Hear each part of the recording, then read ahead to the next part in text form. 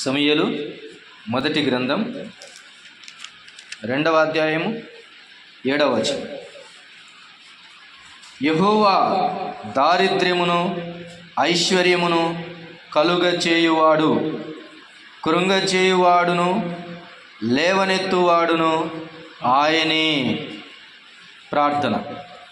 మహాపరిశుద్ధుడా, ప్రేమగల తండ్రి, నీకు స్తోత్రం. ఈరోజు మేము మిమ్మల్ని మనసారా ఆరాధించాం. ఈరోజు నీ బల్ల దగ్గరికి మేము రాగలిగాం. మా కలిమి లేములలో నుంచి మీకు ఇవ్వగలిగాం. మీతో సహవాసమునకు రాగలిగాం నాయనా, స్తోత్రం. ఆరాధన అంతటిలో నీ కృప చూపించినందుకు స్తోత్రం. ఈరోజు కొంతమంది రాలేకపోయారు, కొంతమంది వచ్చారు. వచ్చిన వారందరిని బట్టి స్తోత్రం, రాని వారిని బట్టి కూడా కృతజ్ఞతలు చెల్లిస్తున్నాం. మరొక తరుణాన్ని దయచేయండి. బల్ల మిగిలింది, అది మా మధ్యలో ఇంకను చేర్చబడవలసిన వారికి సూచనగా ఉన్నది గనుక నీ కార్యమును త్వరపెట్టి సమయానికి ప్రభు నీ సంఘమును సమృద్ధి చేత నింపుమని స్తోత్రాలు చెల్లిస్తూ ఉన్నాం. ఇది మా భాగ్యమని ఎంచి మిమ్మల్ని స్తుతిస్తూ ఉన్నాం. ప్రభు, ఇంతవరకు మీరు తోడైనందుకు స్తోత్రాలు. ఇదిగో మీ వాక్యం దగ్గరికి వస్తున్నాం. అది బోధించువానికి, బోధ వినేవారికి రెండంచుల ఖడ్గం వంటిది గనుక మేమందరము నీ వాక్యం దగ్గర కూర్చొని వినవలసిన వారమే, కృతజ్ఞులమై అంగీకరించవలసిన వారమే గనుక మా అందరితో మీరు మాట్లాడండి. నిలబడిన మనుష్యుడు కేవలం బూర మాత్రమే, పనికి రానివాడు, కానీ పాత్రగా వాడుకోండి.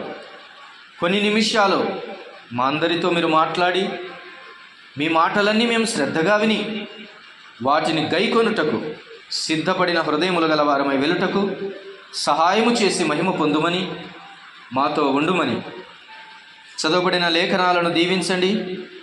చదవబోయే లేఖనాలను కూడా దీవెనకరంగా చేయండి.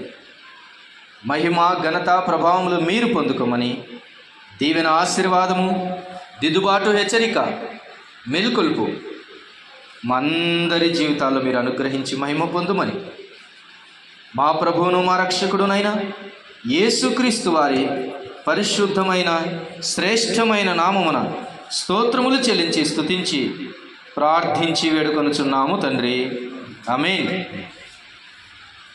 ప్రభునందు ప్రియులారా, ఈరోజు మన పాట భాగం ఐశ్వర్యం. ఏంటిది? ఐశ్వర్యం.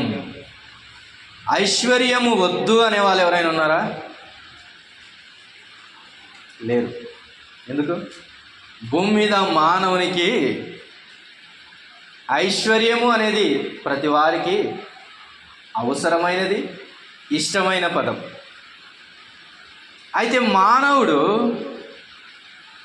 పద్ధతి ప్రకారంగా వెళ్ళకుండా, ప్రొసీజర్ ప్రకారంగా వెళ్ళకుండా తన లెక్క ప్రకారం వెళ్తున్నాడు. కాబట్టి కొన్నిసార్లు ఏమవుతాడు?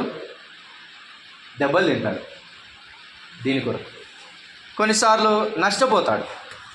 ఈరోజు ఈ ఐశ్వర్యమును గురించినటువంటి సంగతులు కొన్ని మన జీవితాల్లో నేర్చుకున్నాం. అవి మన వ్యక్తిగత జీవితానికి, మన కుటుంబ జీవితానికి, మన సంఘ జీవితానికి ప్రయోజనకరమైనవి. కాబట్టి ఐశ్వర్యమును గురించి మనం ఆలోచన చేయాలి. దానికోసం వెళ్ళకూడదు. అది దేవుడే ఇచ్చేది అన్నది మనం అర్థం చేసుకోవాలి. పాఠం ఏం నేర్పుతుందో ఒక్కొక్క మాటను మనము జ్ఞాపకం చేసుకుంటూ ముందుకెళ్దాం. రండి, సమూయేలు మొదటి గ్రంథం 2వ అధ్యాయము 7వ వచన భాగాన్ని చదువుకుందాం. మరలా చదువుకుందాం. చూడండి.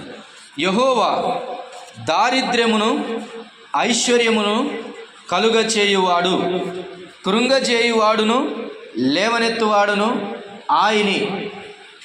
The origin of prosperity. ఎవరు ఈ ఐశ్వర్యానికి మూల బిందువు ఎవరు అని అంటే, ఎవరని రాయబడింది? ఆయనే. అది గుర్తుపెట్టుకోవాలి. అది గుర్తుపెట్టుకుంటే మన ప్రయాసలు తగ్గుతాయి, మన ప్రయత్నాలు తగ్గుతాయి, మన తలనొప్పి తగ్గిద్ది, సాఫీగా జీవితం వెళ్ళిపోతుంది. ఐశ్వర్యమును గూర్చినటువంటి ఆరిజిన్ ఎవరు అనంటే చక్కగా రాయబడిన మాట, యెహోవా దారిద్ర్యమును ఐశ్వర్యమును కలుగ చేయువాడు అండి. చూడండి, ఐశ్వర్యం ముందు పెట్టాడా, దారిద్ర్యం ముందు పెట్టాడా? ఏది ముందుందండి? దారిద్ర్యం ముందుంది, ఐశ్వర్యం ముందుందా? అంటారు కదా, దారిద్ర్యం ఎప్పుడు తలుపు తడుతుంటుందంట. దారిద్ర్యం ఏం చేస్తుంటుంది? ఎప్పుడు తలుపు తడుతూనే ఉంటుందంట. ఐశ్వర్యం అన్నది ఎప్పుడోసారి తలుపు తడుతుంటుంది. సరే, ఆ మాటలు అట్లా పక్కన పెడితే, దారిద్ర్యమును కలుగ చేసిన వాడు కూడా దేవుడేనంట. ఆ మాట మనం అర్థం చేసుకోవాలి. అంటే దేవుడు తన సార్వభౌమాధికారము చేత, తన ప్రణాళిక చొప్పున, నిబంధనల ప్రకారంగా, రూల్స్ అండ్ రెగ్యులేషన్స్ ప్రకారంగా, ఆర్టికల్స్ ప్రకారంగా ఆయన ప్రతిదీ జరిగిస్తున్నాడు. రాజ్యాంగం ఆయన చేతిలో ఉంది. అంటే ఆర్థిక శాఖ ఆయన చేతిలో ఉంది, అది గుర్తుపెట్టుకోవాలా. కాబట్టి ఐశ్వర్యమును కలగచేయువాడు ఆయనే, దారిద్ర్యమును కలగచేయువాడు కూడా ఆయనే. అంటే దారిద్ర్యం కలగజేసేవాడు ఆయన అంటే మనం ఒప్పుకుంటామా? దారిద్ర్యత మనకి ఇష్టమైన మన జీవితాల్లో ఏమండి, యథార్థంగా మన జీవితాల్లో అర్థం చేసుకుంటే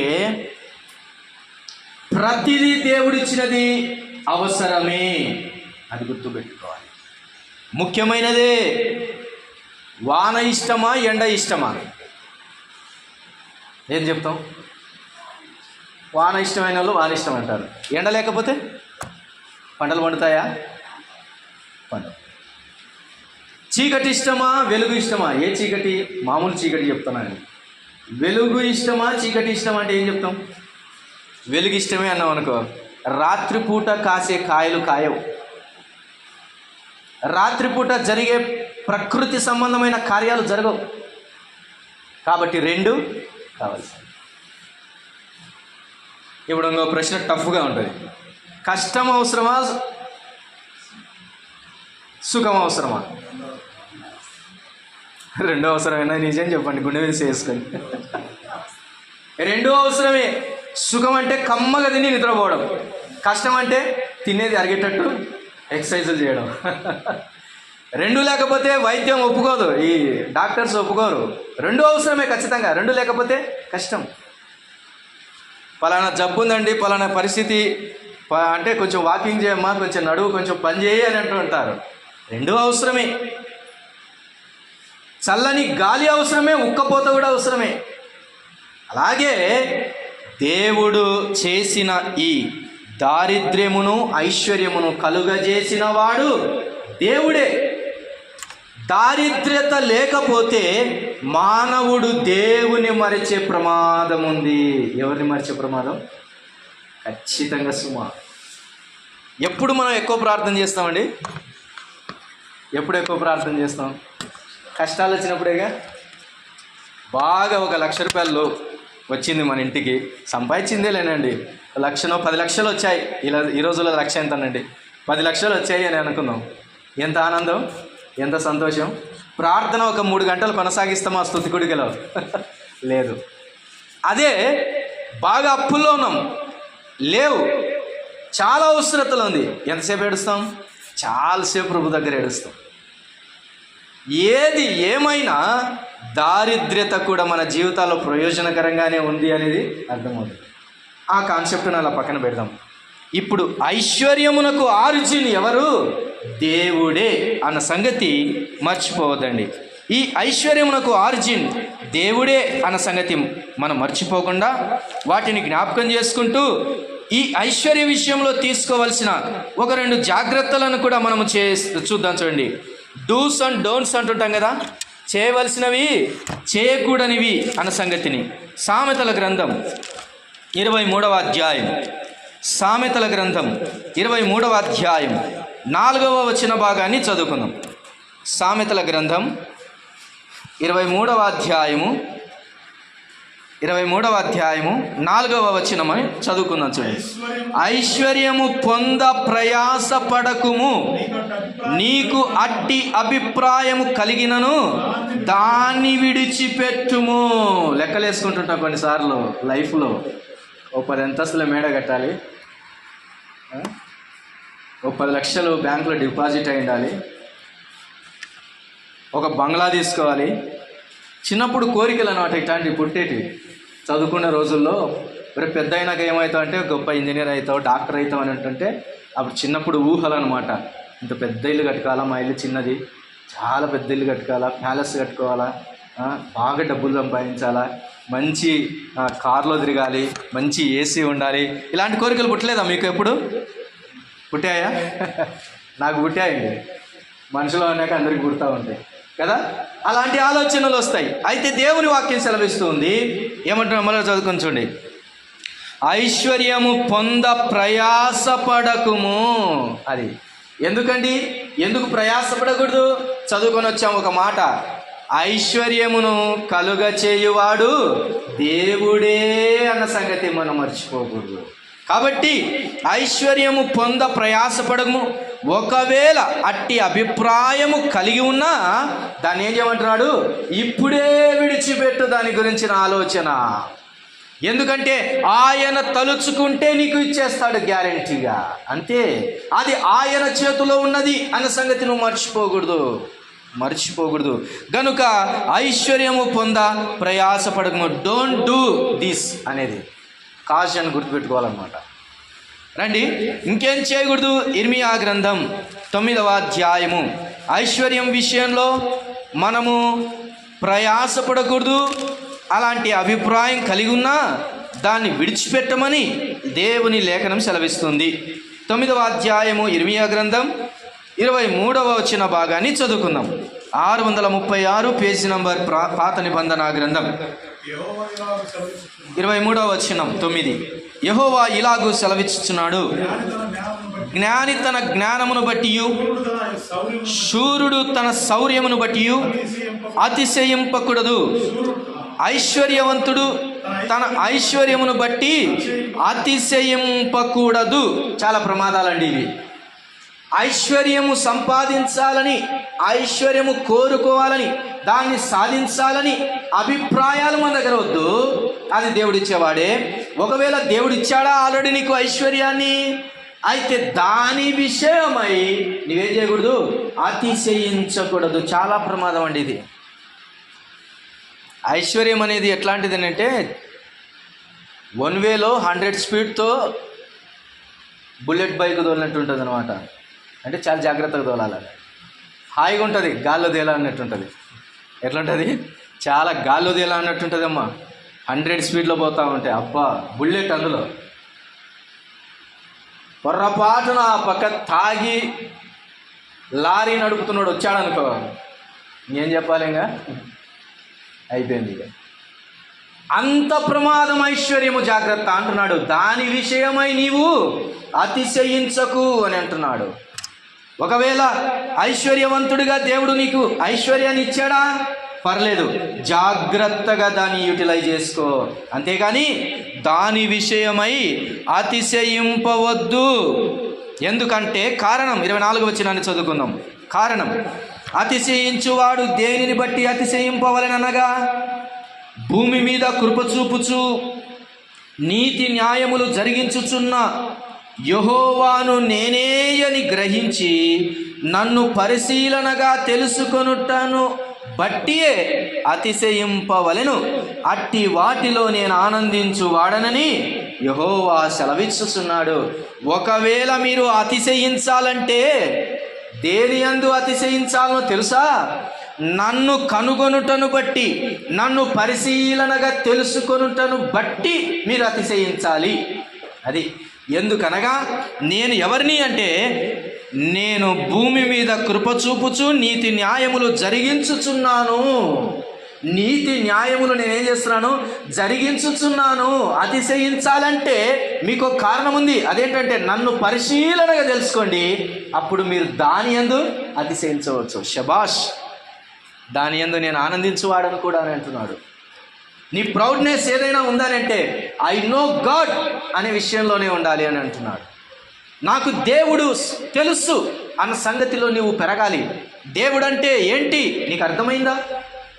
who is God and what is entity of God, what is his eternity, what is his almighty and sovereignty, ఆయన సార్వభౌమాధికారము, ఆయన సర్వోన్నత స్థితి నీకు అర్థమైందా? ఆయన అక్షయత, ఆయన పరిశుద్ధత, ఆయన నీతి, ఆయన ప్రణాళిక నీ జీవితాల్లో అర్థమైందా? అర్థం కాకపోతే అర్థం చేసుకోమంటున్నాడు. ఆయనను తెలుసుకునే దాన్ని బట్టి ఆయన ఆనందిస్తాడంట. అందుకని యెహోవాను రుచి చూచి తెలుసుకొనుడి అని అంటున్నాడు. రుచి చూచి ఎరుగుడి. ఆయనను రుచి చూస్తే ఎంత మధురానుభూతి ఉంటుందోనండి. ఆయన రుచి, ఆయన ప్రేమ ద్రాక్షారసము కంటే మధురమైనది అని పరమగీతం చెబుతూ ఉందండి. ఆయన సన్నిధి ఎంత జల్దరు వృక్షపు నీడలలో సంతోషించినంత ఆనందం ఉంటుంది తెలుసా? ద్రాక్ష తోటలో తిరుగుతున్నటువంటి గొప్ప అనుభూతి ఆయనతో ఉన్న ఫెలోషిప్లో ఉంటుంది. దేని ఎందైనా మీరు ఆనందించాలి, అతిశయించాలంటే రీజన్ మాత్రం ఇక్కడ చెప్తున్నాడు. కానీ ఐశ్వర్యం విషయంలో మాత్రం మీరు అతిశయించకండి. నెంబర్ 1, ఆరిజిన్ ఎవరు? దేవుడే. రెండవది, చేయకూడనిది ఏంటిది? దానిని ఐశ్వర్యము కావాలని ప్రయాసపడకూడదు. మూడవది, దాని యందు అతిశయించకూడదు. ఇవి కాజ్ ఇవండి. వీటిని జాగ్రత్తగా గనక మన జీవితాల్లో పాటించకపోతే అది చాలా ప్రమాదమైనది, చాలా ప్రమాదమైనది. రండి, ఇంతకు ఐశ్వర్యం ఎక్కడ దొరుకుతుందో ఇప్పుడు చూద్దాం. చూడండి, ఐశ్వర్యము ఎక్కడ దొరుకుతుంది? వానలు పడినప్పుడు వజ్రాలు దొరుకుతాయని ఎవరికండి? కర్నూలు ప్రాంతానికి వస్తూ ఉంటారు. ఎందుకు వజ్రాలు దొరుకుతాయని. చాలామంది కట్టలు కట్టుకొని వస్తుంటారు. ఒక్క వజ్రం దొరికినా చాలు కదా, నా జీవితం మారిపోతుంది అని. అలాగున దైవ గ్రంథంలో వజ్రాల కంటే విలువైనటువంటి సంగతులు రాయబడి ఉన్నాయి. ఇంతకు ఐశ్వర్యం ఎక్కడ దొరుకుతుంది? చూడండి, సామెతల గ్రంథం 22వ అధ్యాయం, ప్రొవర్బ్స్ 22:4. సామెతల గ్రంథం 22వ అధ్యాయము 4వ వచనాన్ని చదువుకుందాం. జాగ్రత్తగా చదువుకుందాం. యెహోవాయందు భయభక్తులు కలిగి ఉండుట వినయమునకు ప్రతిఫలము, ఐశ్వర్యమును ఘనతయు జీవమును దాని వలన కలుగును. దేని వలన కలుగునండి? యెహోవాయందు భయభక్తులు కలిగి ఉంటే దాని వలన వినయము ప్రతిఫలముగా దొరుకుతుంది. దాని వలన నీకేం దొరుకుతుంది అంట? ఐశ్వర్యము, ఘనతయు, జీవము దాని వలన కలుగుతున్నాయి అని అంటున్నారు. ఒబీడియన్స్, వినయము అన్నది యెహోవాయందు భయభక్తులు కలిగి ఉండటం వల్ల మాత్రమే వస్తుంది. వినయంగా ఉండాలని సారోళ్ళు కొట్టినా కొన్నిసార్లు రాదు, తల్లిదండ్రులు కొట్టినా రాదు కొన్నిసార్లు వినయం. కానీ వినయము అన్నది రావాలి నీ జీవితంలో.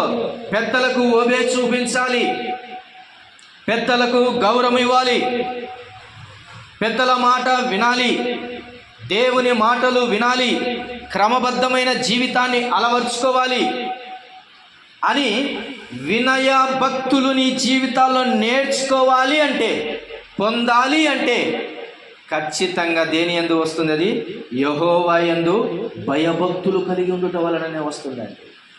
దేని వల్ల రాదు, అది దేని వల్ల రాదు. అయితే ఆ వినయము ప్రతిఫలం అవుతుంది. దాని వలన ఐశ్వర్యమును ఘనతయు జీవము దాని వలన వస్తూ ఉంది. రాసుకోండి, ఐశ్వర్యము దొరికేటటువంటి కొండ ఏది అని అంటే దేవుని యందు భయభక్తులు కలిగి ఉండుట అనే కొండ దగ్గర దొరుకుతాయి. ఏ లోయల దగ్గర ఈ వజ్రాలు దొరుకుతాయి అని అంటే యెహోవా యందు భయభక్తులు కలిగి ఉండుట అను లోయ దగ్గర దొరుకుతాయి. ఏ నదుల దగ్గర, ఏ సముద్రపు అంచున దొరుకుతాయంటే యెహోవా యందు భయభక్తులు కలిగి ఉండుట అనే స్థానం దగ్గరే దొరుకుతుంది. దేని దగ్గర దొరకదు అనేది గుర్తుపెట్టుకోవాలి. యెహోవా యందు భయభక్తులు కలిగి ఉండుట నీవు నేర్చుకోవాలి. ఏమండి, ఈ లోకంలో మనకు కావలసింది భూమి మీద ఒకే ఒకటండి, అది యెహోవా యందు భయభక్తులు కలిగి ఉండుట. చూడండి, ఒక జ్ఞానం చెడిపోయి తిరిగి లేచి అల్లకల్లోలమైపోయి మళ్ళీ బుద్ధి వచ్చి చివరికి పలికిన ఒక మాట చూడండి.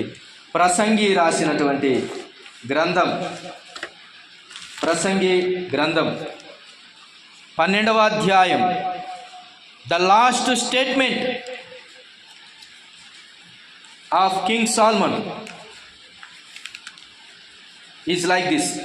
13, 14 వచనాలు చదువుకున్నాం. 13వ వచనం ఒకటి చదువుకున్నాం. 12వ అధ్యాయం ప్రసంగి గ్రంథం 13వ వచనం. ఇదంతయు వినిన తర్వాత, ఏదంతా వినిన తర్వాత? ప్రసంగి గ్రంథమంతా చదవండి. భూప్రపంచమంతటిని గురించి వివరిస్తాడు, మానవ జీవితం అంతటిని గురించి వివరిస్తాడు. కష్టము, దుఃఖము, నష్టము, ప్రేమ, అనురాగములు, ద్వేషములు, ఇక మానవునికి కలిగిన ప్రతి దానిని గురించి, జీవమును గురించి, జీవనమును గురించి, మరణమును గురించి, బ్రతుకుటను గురించి, చచ్చుటను గురించి, నవ్వుటను గురించి, ఏడ్చుటను గురించి, ధన సమృద్ధిని గురించి, దారిద్ర్యమును గురించి, అన్నిటిని గురించి మాట్లాడినటువంటి ప్రసంగి at the last point of his life he has given a last statement, bold with boldness. ఎలా ఇస్తున్నాడో ఇప్పుడు చదువుకుందాం. ఇదంతయు వినిన తర్వాత తేలిన ఫలితార్థం ఇదే, దేవుని యందు భయభక్తులు కలిగి ఉండి ఆయన కట్టడలను అనుసరించి నడుచుకొనుచుండవలెను. మానవ కోటికి ఇదే విధి. ఎట్లా స్టేట్మెంట్ ఇచ్చాడండి? ఎలాంటి స్టేట్మెంట్ ఇచ్చాడండి? After all the things he concluded. ఆయన చెప్తూ ఉన్నాడు, the uttermost and final statement to all the nations and the people who are living in this earth is దేవుని యందు భయభక్తులు కలిగి ఉండుటయే మానవ కోటికి విధి. ఆయన కట్టడలను అనుసరించుటయే మానవ కోటికి విధి. ఎన్ని ఉద్యోగాలు చేసినా, ఎంత జీవితం జీవించినా, ఎంత సంబరంగా బ్రతుకును కొనసాగించినా, ఎంత డబ్బు సంపాదించినా, ఎంత ఉల్లాసభరితంగా నీవు జీవించినా, what is the last statement? Jehovah యందు భయభక్తులు కలిగి ఉండి ఆయన కట్టడలను అనుసరించుటయే మానవ కోటికి విధి. ఈ విధి మర్చిపోయి నా విధి రాత ఇంతేనండి అనుకుంటే ఎట్లా? కొంతమంది అంటారు, జీవితం అంతా అయిపోయి ఏదో నష్టపోయిన తర్వాత నా విధి ఇదే అంటారు. ఇది కాదు, మానవ కోటికే ఒక విధి ఉంది, అది యెహోవా యందు భయభక్తులు కలిగి ఉండుటయే. యవనస్తులకు ఒక మాట హెచ్చరిక చేశాడు చూడండి, అదే గ్రంథంలో, ప్రసంగి గ్రంథంలో. ఓ యవనస్తుడా, 9వ వచనం, 11వ అధ్యాయం 9వ వచనం ప్రసంగి గ్రంథంలో యవనస్తులను గురించి చెబుతున్నాడు. యవనుడా, నీ యవనమందు సంతోషపడుము, నీ యవన కాలమందు నీ హృదయము సంతోష్టిగా ఉండనిము. నీ కోరిక చొప్పునను నీ దృష్టి యొక్క ఇష్టము చొప్పునను ప్రవర్తించుము. అయితే వీటన్నిటిని బట్టి దేవుడు నిన్ను తీర్పులోనికి తెచ్చునని జ్ఞాపకముంచుకొనుము.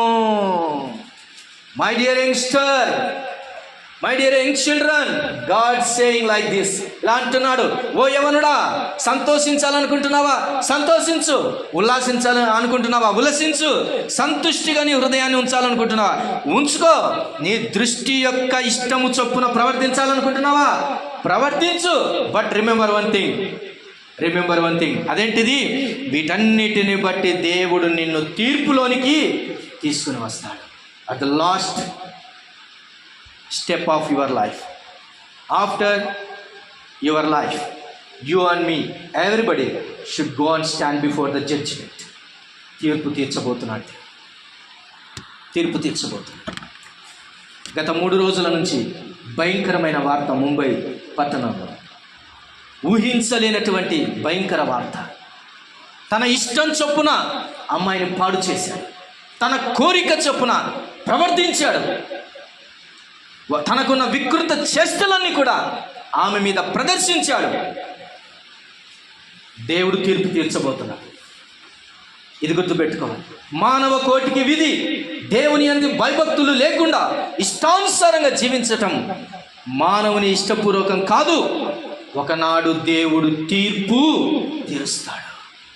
There is a judgement after all your things, don't forget it. ఎంత బాగా దేవుడు చెప్తున్నాడండి, ఎంత బాగా దేవుడు చెప్తున్నాడు. నిన్నటి ఆ వార్త విన్నప్పుడు చలించిపోయింది, బాధ, ఏడుపు వస్తుంది.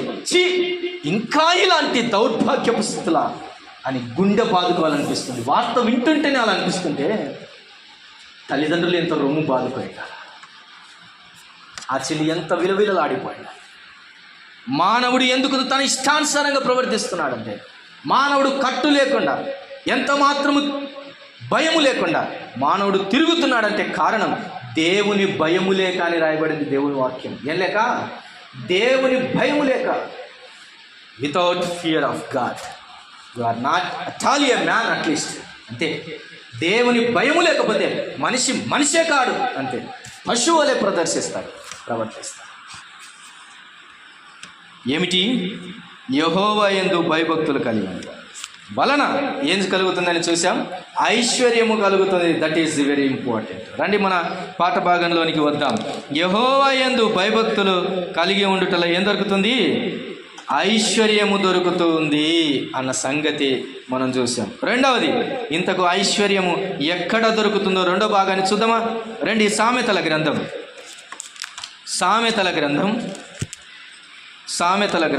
10వ అధ్యాయం.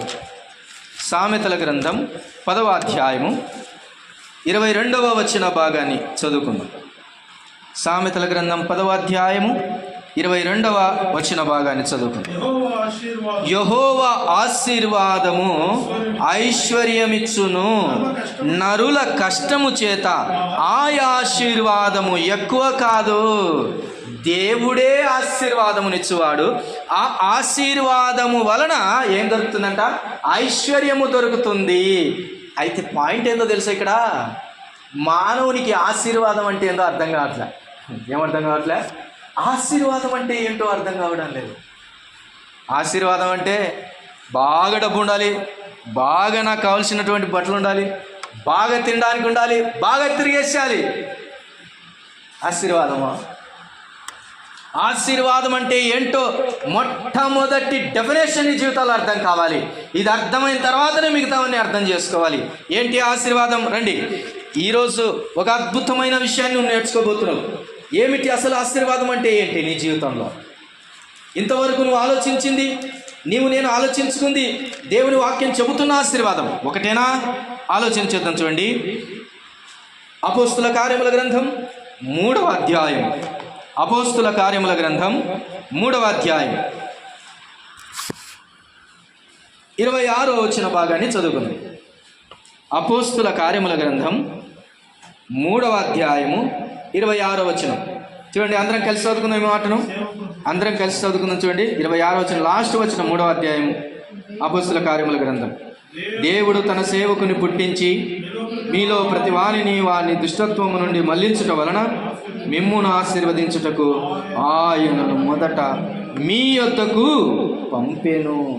పంపెనని చెప్పెను. ఏంటండి ఆశీర్వాదం అంటే?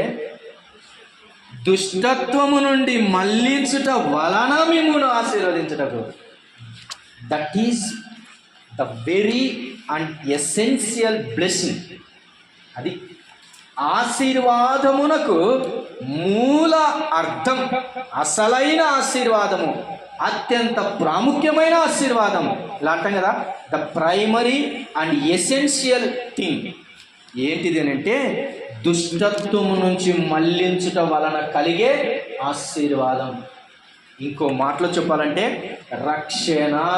ఏంటిదండి? రక్షణ. ఇంకో మాట చెప్పాలంటే మారు మనస్సు. అది దేవుని దగ్గరికి రావటం. ఇది అండి ఆశీర్వాదం. The first blessing to the human. అది రక్షణ అనేది గుర్తుపెట్టుకో. ఏమండి, మానవునికి రక్షణ ఎక్కడ ఉంటుంది? దేవుని దగ్గర ఉంటుందా? దేవునికి దూరంగా ఉంటుందా? దేవుని దగ్గరే కదా ఉంటుంది. ఎప్పుడు దేవుని దగ్గర ఉంటాం, అక్కడ ఏమున్నట్లు మన దగ్గర రక్షణ ఉన్నట్టు. మానవుడు దేవుని వదిలేసి వెళ్ళిపోయాడు అంటే రక్షణకు దూరం అయిపోయాడు. ఆది యందు ఆదాము, రక్షణలో ఉన్న ఆదాము ఏమయ్యాడు? దూరం వెళ్ళిపోయాడు. ఇంతకు ఆదామును సృష్టించినప్పుడు మొట్టమొదటి చేసిన పని ఏంటండి? వారిని ఆశీర్వదించి అని చూసాం. ఏం చేశాడని? ఆశీర్వదించాడు కదా. మొట్టమొదటి చేసిన పని వారిని ఆశీర్వదించాను. ఇప్పుడు మరలా అపోస్తుల కార్యములో చెప్తున్న సంగతి ఏంటో తెలుసా? తిరిగి ఆశీర్వాదమునే ఇస్తానంటున్నాడు మరలా. అయితే ఏం మల్లుకోవాలి? దుష్టత్వముల నుంచి మళ్లించబడి రావాలి. ఆదాము దూరం అయిపోయాడు, ఇప్పుడు నువ్వు దగ్గర అవటం వల్ల మరలా రక్షణ. అదే ఆశీర్వాదము, అదే గొప్ప ఆశీర్వాదము. ఈ ఆశీర్వాదము వలననే మన జీవితాల్లో ఏం కలుగుతుందంట? ఇప్పుడు చదవండి, సామెతల గ్రంథం 10:22 చదవండి. ఏం కలుగుతుంది? ఈ ఆశీర్వాదం వలన ఏం కలుగుతుంది? ఐశ్వర్యము కలుగుతుంది. ఎవరిచ్చే ఆశీర్వాదం ఇది? యెహోవా వలన కలుగు ఆశీర్వాదము, దాని వలన ఐశ్వర్యము కలుగును. ఇప్పుడు మానవుడు ఇట్లా ట్రై చేస్తాడు. ఏం తెలుసా? నా ఐశ్వర్యాన్ని నా కష్టం వల్ల కొంచెం పెంచుకుంటానని చెప్తాడు. ఇట్లా అనుకున్నాడు ఒక ఆయన. కొట్లు నిండిపోయినాయంట, ధనం సమృద్ధిగా వచ్చిందంట. ఒరేయ్, ఇంకా కొన్ని కొట్లు తవ్వండిరా, ఇంకా కొన్ని సిద్ధపరచండి, ధనం సమృద్ధిగా ఉంది. ఇప్పుడు ప్రాణంతో చెప్పుకుంటున్నాడు, నా ప్రాణమా తినుము త్రాగుము సుఖించుము అని అంటున్నాడు. ఇప్పుడు దేవుడిచ్చే రిప్లై ఏంటో తెలుసా? ఈ send A message like this. ఇప్పుడు దేవుడిచ్చే రిప్లై ఏంటో తెలుసా? ఏమంటున్నాడు? వెర్రివాడా, ఈ రాత్రి దేవుడిని ప్రాణమును అడిగితే అది ఎవని వశమగును? ఆలోచన చేశారా? చాలామంది జీవితాల్లో నా కోసం సంపాదించగల, నా పిల్లల కోసం సంపాదించగల, నా పిల్లల కోసం 10 తరాల వరకు ఉండాలండి అని సంపాదిస్తాడా? వాడు అనుభవించడు, పిల్లలు అనుభవించడు, పిల్లలు అనుభవించరు. ఎందుకని? అసలైన సంగతిని మరచి బ్రతుకుతాడు కాబట్టి. అసలైన సంగతిని మరచి బ్రతుకుతాడు కాబట్టి అనుభవించే భాగ్యం లేదు. సంపాదించేది అనుభవించాలంటే కూడా దేవుని సహాయం కావాలి. ఇప్పుడు చూడండి ఒకసారి కీర్తనల గ్రంథం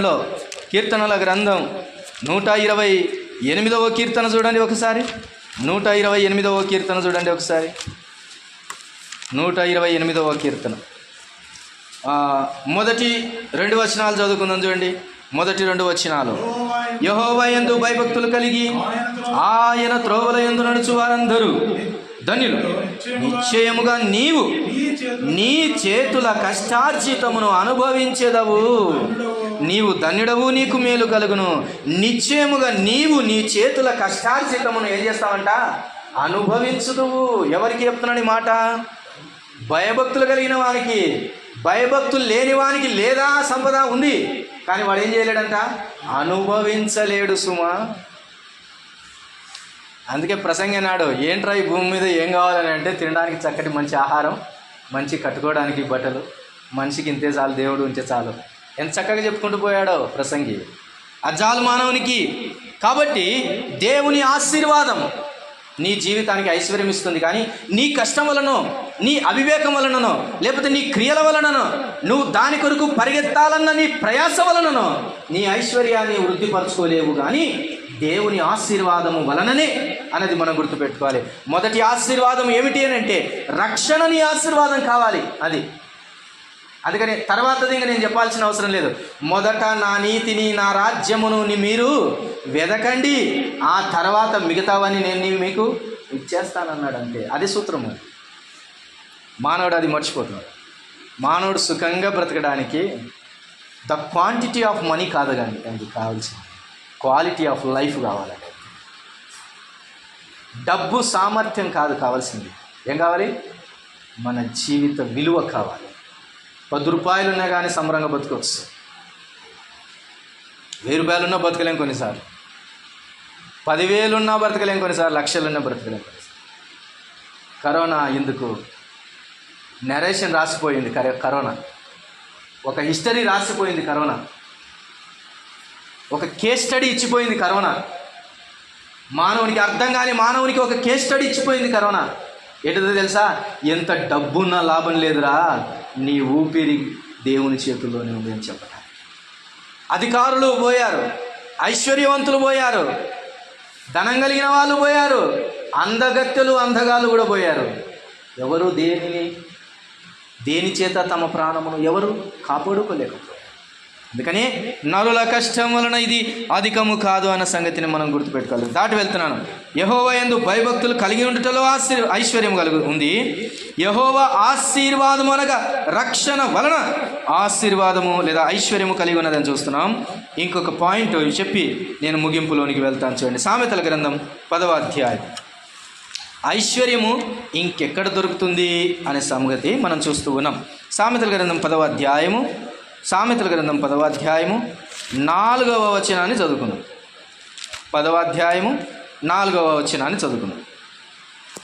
సామెతల గ్రంథం 10వ అధ్యాయం 4వ వచనం.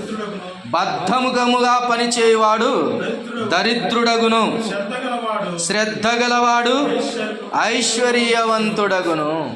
ఇది తెచ్చుకునేది. ఇదేంటిది? తెచ్చుకునేది అనమాట. కొన్ని రోగాలు తెచ్చుకునేటు ఉంటాయి, కొన్ని బాధలు తెచ్చుకునేటు ఉంటాయి, కొన్ని నష్టాలు తెచ్చుకునేటు ఉంటాయి, కొన్ని కష్టాలు తెచ్చుకునేటు ఉంటాయి. తెచ్చుకునే దానికి దేవుడు రెస్పాన్సిబిలిటీ కాదు, దేవుడే ఇస్తే దానికి దేవుడు రెస్పాన్సిబిలిటీ. ఐగుప్తుల నుంచి బయటికి రండి అన్నాడా? ఎదురుగా ఏం అడ్డం వచ్చింది? ఇప్పుడు రెస్పాన్సిబిలిటీ ఎవరిది? దేవుందే. కాబట్టి 2 పాయలు చీల్చి పడేసాడు అంతే. వెనక శత్రువు వస్తున్నాడు, ఏం చేశాడు? ముంచి పడేసేసాడు. Is responsibility. సనువుకున్నారు, గునుక్కున్నారు, దేవుని మీద విరోధంగా పాపం చేశారు. పాము వచ్చి ఏం చేసింది? కాటు వేసి చంపిపాసింది. ఇది ఎవరు తెచ్చుకునేది? ఇశ్రాయేలు తెచ్చుకునేది. అయినా దేవుడు కరుణా సంపన్నుడు కాబట్టి దానికి మళ్ళీ సొల్యూషన్ ఇచ్చాడు అనుకోండి. మన జీవితాల్లో తెచ్చుకునేటివి కొన్ని ఉంటాయి. అందుకే ఇప్పుడు చూడండి, ఇదేంటిదంట? ఈ దారిద్ర్యం తెచ్చుకునేది. బద్ధకముగా పనిచేయువాడు దరిద్రుడగును. నేను దరిద్రుడనయ్యానంటే దేనివల్ల దరిద్రుడు అనేది చాలా ఇంపార్టెంట్. ఒకటి, దేవుని వలన దరిద్రుడు అయ్యావు, మంచిదే. కానీ నువ్వు తెచ్చుకున్న దారిద్ర్యం ఉంటుంది చూడు, అది చేటు. జాగ్రత్తగా ఉంటా. బద్ధకముగా ఉదయాన్నే ఎంతకు లేస్తున్నామండి?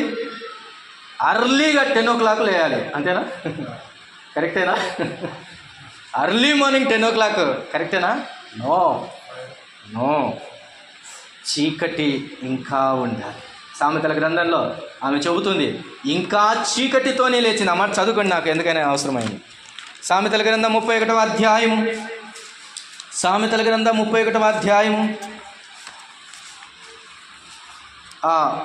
18వ వచనాన్ని చదువుకుందాం. చూడండి, 18వ అధ్యాయము 18వ వచనం 31.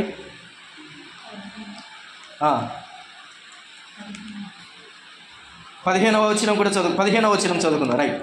ఆమె చీకటితోనే లేచి తన ఇంటి వారికి భోజనము సిద్ధపరచును. ఏమండి, ఆ మాటను ఒకసారి మళ్ళీ అండర్లైన్ చేసుకోండి బాగా గట్టిగా. ఆమె చీకటితోనే లేచి అంటే దాని అర్థం ఏంటిది? మామూలుగా అయితే చీకటి ఉండగానే లేయడం, కొంచెం ఇలా అర్థం చేసుకుందాం. ఆమె చీకటితోనే లేచానంటే చీకటి ఆమె ఒకటేసారి పనిచేస్తున్నాయి అని అర్థం. అంటే ఆ చీకటి పగలు ఇప్పుడు పొద్దున మార్నింగ్ అవుతుంది, చీకటి ఏం చేయాలి? సర్దుకొని పోవాలా లేదా? చీకటి నా పని అయిపోయింది బాబు, వెలుగు గారు మీరు రండి, నేను వెళ్ళిపోతాను అని చెప్పేసి చీకటి ఏం చేయాలి? వెళ్ళిపోవాలి. ఎందుకంటే దేవుడు చీకటిని వెలుగును వేరుపరిచను అని చూస్తున్నాం. After completion of it's work ఇదేం చేయాలి? చీకటి వెళ్ళిపోవాలి. ఇప్పుడు ఏమేం చేస్తుందో తెలుసా? అది వెళ్ళిపోతుంటే ఆ దానితో పాటు ఈమె కూడా లేస్తుంది. అంటే అర్లీగా చీకటితోనే లేచి, వెలుగు రాకమునిపే, ఇంకా చీకటి ఉండగానే ఆమె లేస్తూ ఉంది. ఎన్నాళ్ళైంది మనం చీకటితో లేచి? పెందలకడ అంటుంటాం. పెందలకడ లేచి ఇంకా చీకటి ఉండగానే మరియ సుగంధ ద్రవ్యములను చేతబట్టుకొని సమాధి దగ్గరికి వెళ్ళింది, చీకటితోనే లేచి. ఏమండి, వేకువ జాము అన్నది నీ జీవితాల్లో ఆశీర్వాదమునకు ఆయువు పట్టు వంటిది, గుర్తుపెట్టుకోండి. వేకువ లేవటం అన్నది ఆశీర్వాదమునకు ఆయువు పట్టు వంటిది. బద్ధకమును వెళ్ళగొట్టేది, దారిద్ర్యమును కాలదనేది, నీ స్థితిగతిని మార్చగలిగేది. ప్రియులారా, చాలా చాలా ఇంపార్టెంట్. అందుకని ఆమె చీకటితోనే లేచి అని చూస్తూ ఉన్నాం. శ్రద్ధ గలవాడు ఏమవుతాడంట? ఐశ్వర్యవంతుడగును. శ్రద్ధ ఉండాలి. దేంట్లో శ్రద్ధ ఉండాలి? చదువుల్లో శ్రద్ధ ఉండాలి, పనిలో శ్రద్ధ ఉండాలి, కుటుంబ జీవితంలో శ్రద్ధ ఉండాలి, సంఘ జీవితంలో శ్రద్ధ ఉండాలి, దేవుని పనిలో శ్రద్ధ ఉండాలి, ఇంటి పనిలో శ్రద్ధ ఉండాలి. చాలామంది స్వామి కార్యం ఒకటి చూస్తారు, కొంతమంది స్వకార్యం మాత్రమే చూస్తారు. కానీ ఎలా ఉండాలి? స్వామి కార్యములో సహితము స్వకార్యమును చూసుకోవాలి, స్వకార్యములో సహితము స్వామి కార్యాన్ని కూడా చూసుకోవాలి. అందుకని దేవుని గ్రంథం సెలవిస్తూ ఉన్నది, అందరూ తమ సొంత పనులనే చూచుకొనుచున్నారు, కానీ యేసుక్రీస్తు కార్యములను ఎవరు చూడతారు? ఇంకొంతమంది ఉంటారు, పొద్దున్న లేస్తే ఇక దేవుని పనే అనుకుంటా ఉంటారు. అది కూడా తప్పే. రెస్పాన్సిబిలిటీ దేవుడు చెబుతూ ఉన్నాడు. నీ కుటుంబ రెస్పాన్సిబిలిటీ, నీ వ్యక్తిగత రెస్పాన్సిబిలిటీ. ఇప్పుడు నేను ఒక టీచర్, నేను ఒక బాధ్యత కలిగినటువంటి వ్యక్తిని. ఇప్పుడు నేనేం చేయాలి? ఆదివారం వాక్యం చెబుతూ సంఘమును మాత్రం చూసుకుంటూ ఇక పిల్లలకు ఏం చదువు చెప్పకపోతే నేను న్యాయవంతున్నేనా? కాదు కదా, కాదు కదా. ఆదివారం నాడు వాక్యం అయిపోయిన తర్వాత సాయంకాలం రాత్రి మరలా రేపు ఏం చేయాలి? నేను కాలేజీకి వెళ్ళాలి. ఒక్కోసారి 12 అయిపోతుంది. ఎందుకని? చదువుకోవాలి, పిల్లల కోసం చెప్పాలి, వాళ్ళకి శ్రద్ధ కలిగి ఉండాలి. ఆరంభంలో ఉన్న శ్రద్ధ కొంతమందికి ఏమవుతుంటుంది? తగ్గుకుంటూ పోతుంటుంది. అందుకని పాతకాలంలో పెద్దలు ఒక సామెత చెప్పాలి, రాను రాజు గుర్రం ఏమైందంట? గాడిదయిందంట. విన్నారు ఎప్పుడైనా సామెత? రాను రాజు గుర్రం గాడిదయిందంట. అది గుర్రమే కానీ గాడిదయిందంట. ఎందుకని? గుర్రం అయితే పరిగెత్తాలా, గాడిదైతే నిదానంగా పోవాలి. గుర్రం అయితే చలాకీగా ఉండాలి, గాడిదైతే నిబ్బరంగా వెళ్ళిపోవచ్చు. గుర్రం హుషారుగా ఉండాలి, గుర్రం యుద్ధానికి వెళ్ళాలి. అందుకని మన జీవితాల్లో శ్రద్ధ అనేది మన జీవితాల్లో చాలా అవసరం. అందుకని యెహోవా కార్యములను శ్రద్ధ కలిగి చేయాలి. శ్రద్ధ కలిగి చేయని వాడు ఏమవుతాడంట? శాపగ్రస్తుడు అనే మాట రాయబడింది. వావ్. కాబట్టి ఐశ్వర్యం ఎక్కడ దాగి ఉంది అంటే శ్రద్ధలో దాగి ఉంది. అది గుర్తుపెట్టుకోవాలి. శ్రద్ధలో దాగింది. ఇప్పుడు చెప్పండి, 3 మాటలు చెప్పాను. ఎక్కడ దాగి ఉంది ఐశ్వర్యం? యెహోవా యందు భయభక్తులు కలిగి ఉండటం. రెండవది ఎక్కడ దాగి ఉంది చెప్పాలి? రెండవది ఎక్కడ దాగి ఉంది? యెహోవా యొక్క ఆశీర్వాదములో దాగి ఉంది. మూడవది ఎక్కడ దాగి ఉంది? శ్రద్ధ కలిగి జీవించుటలో దాగి ఉంది ఐశ్వర్యం. ఈ 3 చోట్ల మన జీవితం, మన ఐశ్వర్యము దాగి ఉంది. చూడండి, ఆత్మ సంబంధమైన ఒక 2 మాటలు చెప్పి నేను ముగింపు చేశాను. త్వరగా ఈ మాటలు చదవండి. ఫిలిప్పీలకు రాసిన పత్రిక 4వ అధ్యాయము, ఫిలిప్పీలకు రాసిన పత్రిక 4వ అధ్యాయము 19వ వచనం. మన ఐశ్వర్యం ఏమిటి? 4వ అధ్యాయము 19వ వచన భాగాన్ని చదువుకుందాం. దేవుడు తన ఐశ్వర్యము చొప్పున క్రీస్తు యేసునందు మహిమలో మీ ప్రతి అవసరమును తీర్చును. ఆయన ఐశ్వర్యవంతుడు, ఆయన దగ్గర ఐశ్వర్యం ఉంది. యెహోవా యందు భయభక్తులు కలిగి ఉంటే, యెహోవా ఆశీర్వాదమును కలిగి ఉంటే, శ్రద్ధ కలిగి ఆయన పని చేస్తూ ముందుకు సాగి వెళ్తే గనక ఆయన ఏం చేస్తాడంట? ఆయన తన ఐశ్వర్యము చొప్పున క్రీస్తు యేసునందు మహిమలో మీ ప్రతి అవసరమును ఆయన తీరుస్తాడు అనే సంగతి చూస్తున్నాం. చూడండి, ఎఫెసీ పత్రిక 3వ అధ్యాయము, ఎఫెసీ పత్రిక 3వ అధ్యాయము 10వ వచన భాగాన్ని చదువుకుందాం. చూడండి, దేవుని ఐశ్వర్యమును చూసాం. చూడండి, 8వ వచనం, 3వ అధ్యాయము 8వ వచనం. దేవుడు మన ప్రభు అయిన క్రీస్తు యేసునందు చేసిన నిత్య సంకల్పము చొప్పున పరలోకములో ప్రధానులకును అధికారులకును సంఘము ద్వారా తన యొక్క నానా విధమైన జ్ఞానము ఇప్పుడు తెలియబడవలనని ఉద్దేశించి శోధింప శక్యము కాని క్రీస్తు ఐశ్వర్యమును అన్యజనులలో ప్రకటించుటకును. దేవుని ఐశ్వర్యము చొప్పున మన అవసరతలు తీర్చబడతాయి. క్రీస్తు ఐశ్వర్యము చొప్పున రక్షణ కలుగుతుంది మానవునికి. అందుకని క్రీస్తు ఐశ్వర్యమును ఏం చేయాలంట?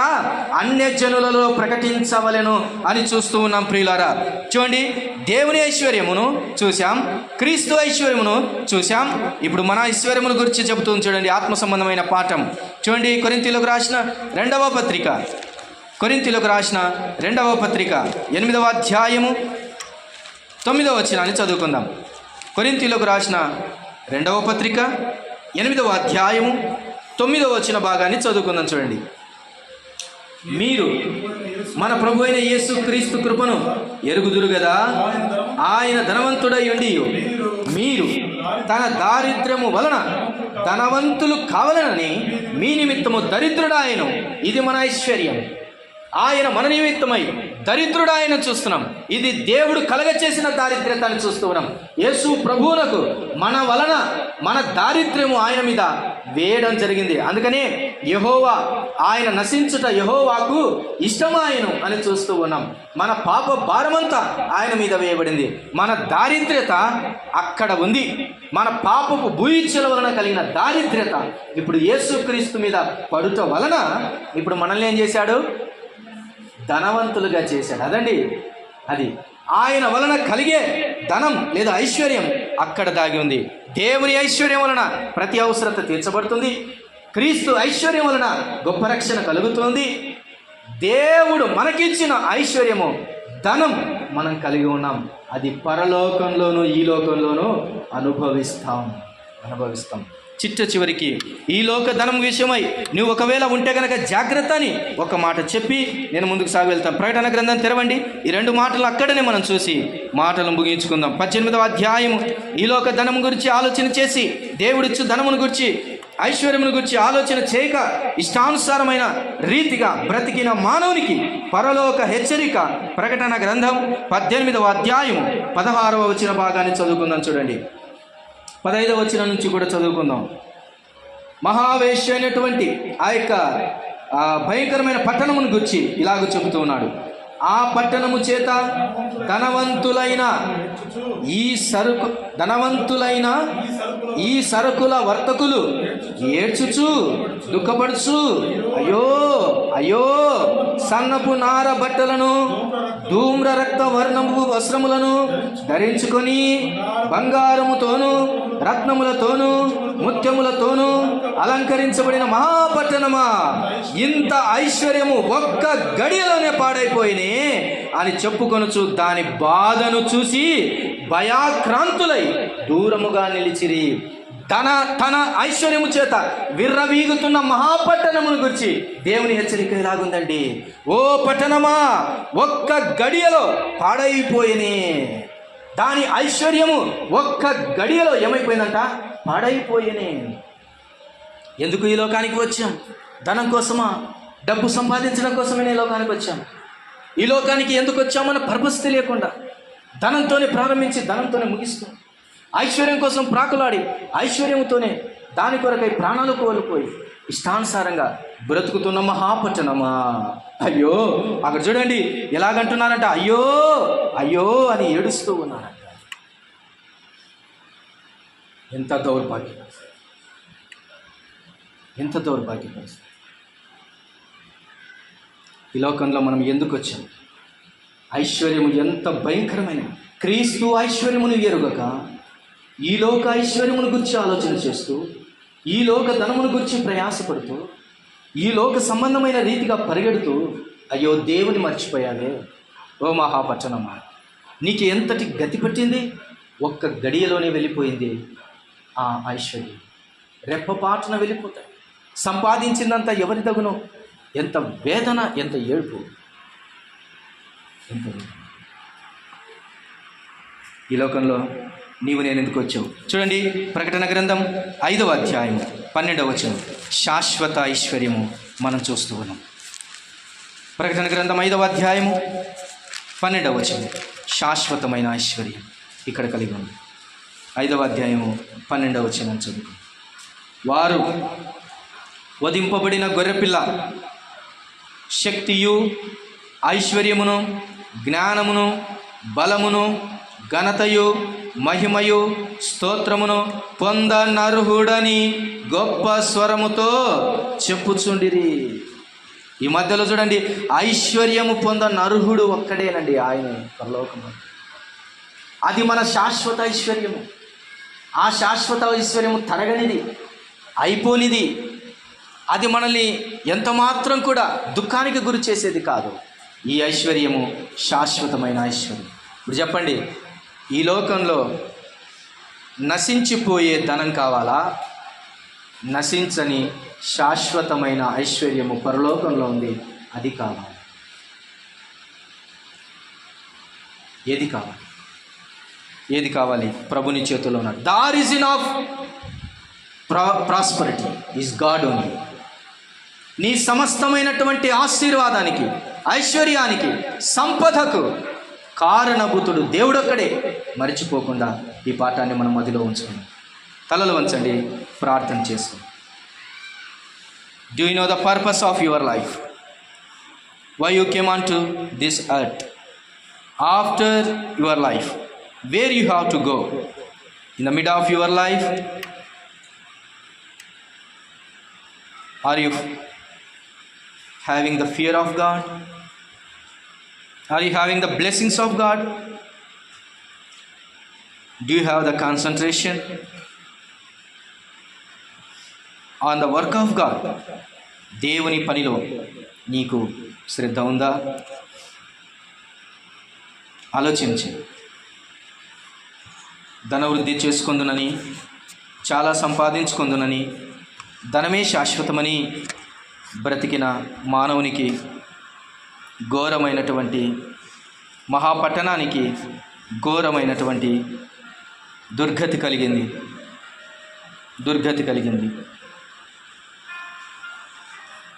వద్దు నా ప్రియ సహోదరి, సహోదరుడు, ఈ మాటలు వింటుండగా ధనము సంపాదించాలనే ప్రయాస నీకొద్దు. దేవుడే ఇస్తాడు. దేవుడు చెప్పిన మాటలు నీవు పాటించి ఆయనే ఇస్తాడు. ఈ జీవిత విలువ నీకు తెలియక చాలామంది తమ జీవితాలను ధనం కోసం కోల్పోయి, దేవుని మరచిపోయి, అసలు తిరిగి రావాల్సింది దేవుని దగ్గరికి అయితే అది మరచి, దేవుడు ఏ మనవునైతే చేసుకున్నాడో ఆ మానవుడు దేవుని విడిచి ధనం వెంట వెళ్ళాడు. ధనము, దేవుడు వ్యతిరేకమైనటువంటివి. కానీ దేవుడిచ్చే ఐశ్వర్యం మాత్రం గొప్పది. ఈ ఐశ్వర్యమును కొరకు లోకధనం కాదు. సంపాదన కోసమే పుట్టలేదు నీవు, పోయేటప్పుడు ఏది పట్టుకొని పోవు. సంపాదన కోసమే పుట్టలేదు నీవు, పోయేటప్పుడు ఏది పట్టుకొని పోవు. పోతున్న వారిని నీవు చూచుటలేదా? పోతున్న వారిని నీవు చూచుటలేదా? బ్రతికి ఉన్న నీకు వారు పాఠమే కాదా?